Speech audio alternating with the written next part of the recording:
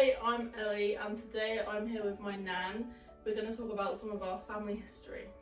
So where should we start? Hi, I'm Delia. Well, perhaps we ought to start at the oldest, who was my grandmother. Her name was Gertrude and she was born in 1900. She lived for 100 years, hence died in 2000.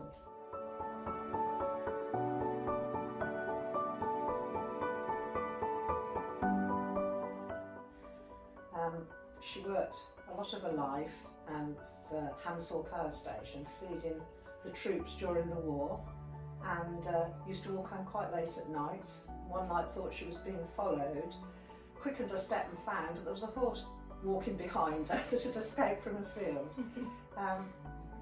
Actually, I had my granddaughter Laura, who is Ellie's cousin, and that made 5 generations of us girls, because obviously there was my grandma, my mother, myself, my daughter and my grandmother, which is quite something. Yeah.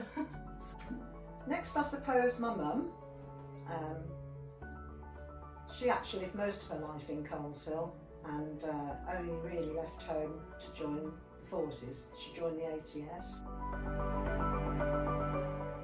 and she actually was stationed in Nottingham for a while, where she helped make components for aircraft, etc. My mum used to really enjoy taking part in different things. She used to love to do things for the carnival and dress the wagons up and dress us all up when we were children. And she actually won a flight in a tiger moth.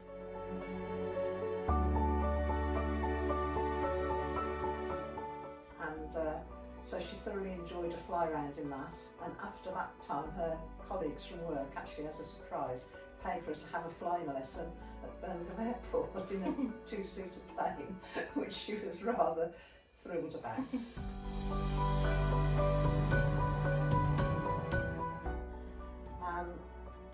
She married my dad, who was actually from Connemara, Galway Bay in Ireland.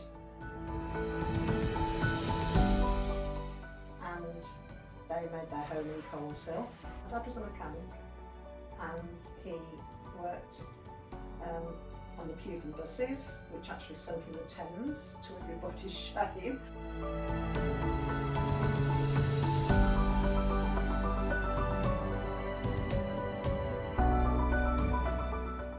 And he also made rickshaws for the Chinese market, working for a family firm for many years.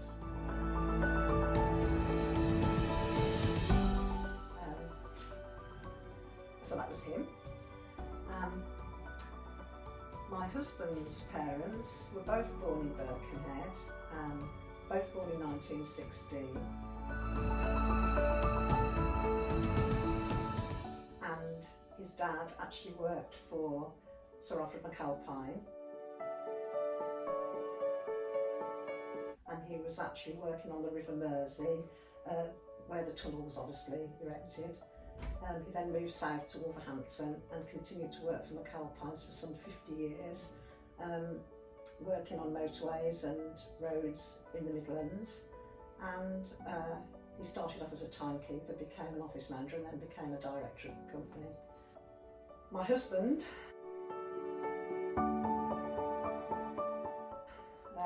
worked for McAlpines also. That's where I met him. I was actually a typist and telephonist. And I had a job on a site on McAlpines and we met at a Christmas dinner and dance. Remarried and were living in Penkridge.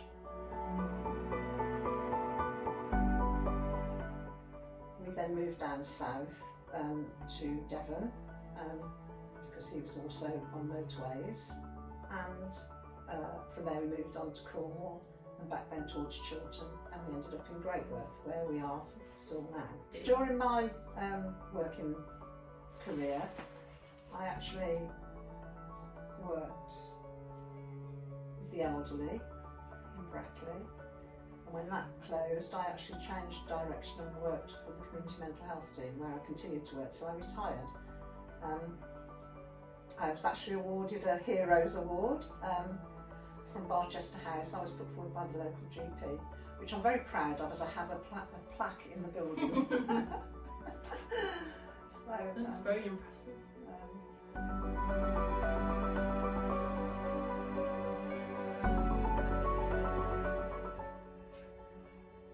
don't really have any other claim to fame, except for the fact that when I was at school I actually was quite athletic and won Victrix Adorum for the best girl athlete.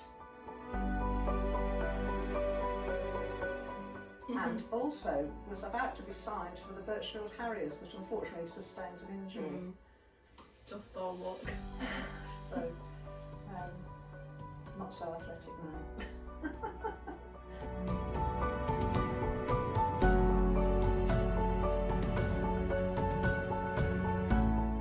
And there you have it. That was a little look into some of my family history.